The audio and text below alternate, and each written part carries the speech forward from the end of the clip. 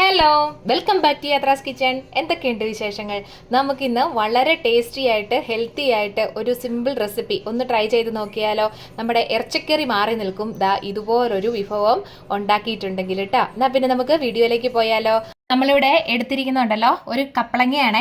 എല്ലാ വീടുകളിലും തന്നെ സുലഭമാണല്ലോ ഈ നമ്മുടെ കപ്പളങ്ങ. അപ്പോൾ ഇതിനെയൊന്നും ആരും മാറ്റി നിർത്തേണ്ട കാര്യമില്ല. വളരെ ടേസ്റ്റിയാണ്. നമ്മൾ ഒന്ന് ഇതിനെ കറി വെച്ചൊക്കെ എടുക്കുകയാണെന്നുണ്ടെങ്കിൽ. അപ്പോൾ ഞാനിതിനെ ഉണ്ടല്ലോ മുഴുവനായിട്ട് നമുക്ക് വേണ്ട, എന്നിരുന്നാലും അതിൻ്റെ ഒരു ചൊനയുണ്ട് കേട്ടോ. വെള്ള കളറിൽ ഉള്ള ചൊനയുണ്ട്. ചില കപ്പളങ്ങയ്ക്ക് കഴിക്കും, ചിലത് കഴിക്കത്തില്ല. അപ്പോൾ അതുകൊണ്ട് തന്നെ ഞാനിൻ്റെ ചൊന കൊത്തിയൊന്ന് കളയുന്നുണ്ട്.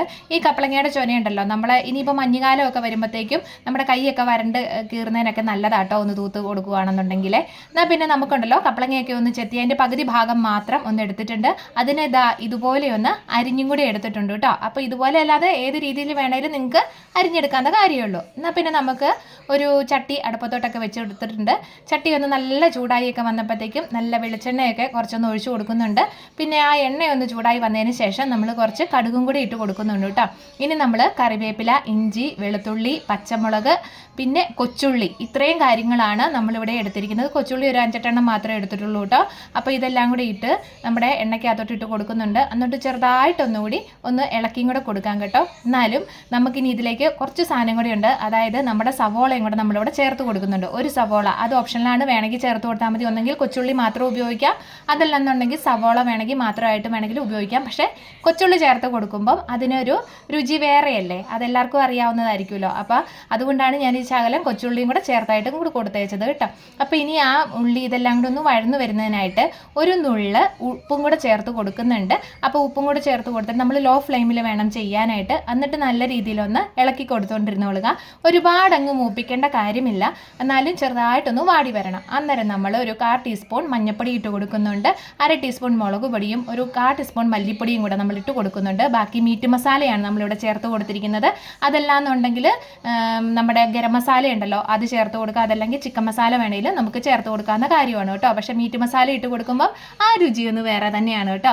അങ്ങനെ നല്ല രീതിയിൽ പൊടികളെല്ലാം ഒന്ന് മൂപ്പിച്ചെടുത്തിട്ടുണ്ട്. ഇത് കണ്ടോ, അതിൻ്റെ കളറൊക്കെ മാറി നല്ലൊരു മണമൊക്കെ വരുന്നുണ്ട്.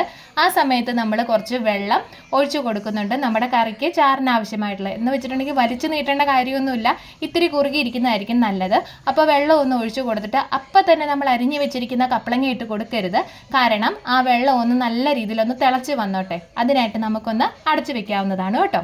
അങ്ങനെ നമ്മുടെ കറിക്ക് ആവശ്യമായിട്ടുള്ള ഗ്രേവി ഇവിടെ റെഡിയായി വന്നിട്ടുണ്ട്, നല്ലതായിട്ട് തിളയ്ക്കുന്നുണ്ട്. ആ സമയം നമ്മൾ അരിഞ്ഞു വെച്ചിരിക്കുന്ന കപ്പളങ്ങയെ ചേർത്ത് കൊടുത്തോളുക.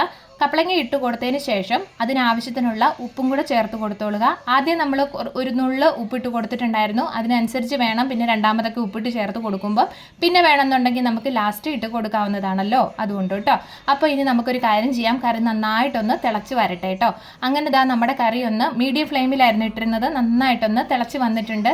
എങ്കിലും കുറച്ചുകൂടെയും വേവാനുണ്ട്. അപ്പം നമ്മൾ ഇടയ്ക്ക് ഒരു 5-6 മിനിറ്റ് കഴിഞ്ഞപ്പോൾ ഒന്ന് തുറന്ന് നോക്കിയിട്ട് ഒന്നുകൂടെ ഇളക്കി ഒന്ന് അടച്ചു വെച്ച് കൊടുക്കുകയാണ് കേട്ടോ ചെയ്തത്. അപ്പോൾ ഒരു 5-6 മിനിറ്റ് കൂടെ കഴിഞ്ഞ് കഴിഞ്ഞപ്പോൾ നമ്മൾ ഒന്നുകൂടെ തുറന്നിട്ടുണ്ട്. നമ്മുടെ കറി ഏകദേശം ഒരു പരുവത്തിലേക്ക് എത്തിയിട്ടുണ്ട്. ഇനി നമുക്ക് അതിലേക്ക് വേണം എന്നുണ്ടെങ്കിൽ മല്ലിയില ചേർത്ത് കൊടുക്കാം, ഓപ്ഷനിലാണ്. ഇഷ്ടമുണ്ടെങ്കിൽ മാത്രം മതി കേട്ടോ, ഇല്ലെങ്കിൽ കറിവേപ്പില ഇട്ട് കൊടുക്കാം, അതല്ലെങ്കിൽ ഒന്നും ഇല്ലെങ്കിലും കുഴപ്പമൊന്നുമില്ല. അപ്പം ഞാൻ ഏതായാലും ഒരു ശകലം മല്ലിയില ഇട്ട് ചേർത്ത് കൊടുത്തിട്ടുണ്ട്. ഇനി അതിട്ട് നന്നായിട്ടൊന്ന് ഇളക്കി കൊടുത്തതിന് ശേഷം ഉണ്ടല്ലോ നമുക്കൊരു സ്വല്പം രുചിക്ക് വേണ്ടിയിട്ട് നമ്മുടെ കുരുമുളക് പൊടി ഉണ്ടല്ലോ അതൊരു സ്വല്പം ചേർത്ത് കൊടുക്കാവുന്നതാണ്. അപ്പോൾ അതും കൂടി ഇട്ട് കൊടുത്ത് നല്ല രീതിയിലൊന്ന് ഇളക്കി കൊടുത്തോളുക. കാരണം ഈ മല്ലിയിലയും കുരുമുളകും എല്ലാം കൂടി ഒന്ന് മിക്സ് ആവി വരട്ടെ. അപ്പോൾ അടച്ചു വെക്കേണ്ട കാര്യമില്ല, 2 മിനിറ്റ് ഒന്ന് തുറന്ന് വെച്ച് നമ്മൾ ഇളക്കി കൊടുക്കാവുന്ന കാര്യമുള്ളൂ. അങ്ങനെ നമ്മുടെ കറി സെറ്റായിട്ടുണ്ട് കേട്ടോ. ഇനി നമുക്കെന്നാൽ ഒരു കാര്യം ചെയ്താലോ, നല്ല ചൂട് ചോറുണ്ടായിരുന്നു. അപ്പോൾ ആ ചൂട് ചോറിൻ്റെ കൂടെ നമ്മുടെ കപ്പളങ്ങ കറിയും കൂടെ ഒഴിച്ചിങ്ങനെ ഇട്ട് കൊടുക്കുന്നുണ്ട്. ഇനി വിരകി കഴിക്കേണ്ട താമസം മാത്രമേ ഉള്ളൂ. അപ്പോൾ എങ്ങനെ, ഇഷ്ടമായോ? ഇഷ്ടമായെങ്കിൽ ലൈക്കും ഷെയറും സബ്സ്ക്രൈബും കമൻറ്റും ചെയ്യണം. കമൻറ്റ് ബട്ടണിൻ്റെ സൈഡിലായിട്ടൊരു ഹൈപ്പ് എന്ന് പറഞ്ഞ ഓപ്ഷൻ ഉണ്ട്, അതും കൂടെ ചെയ്യാനായിട്ട് മറക്കണ്ട കേട്ടോ. അപ്പോൾ ടാറ്റാ.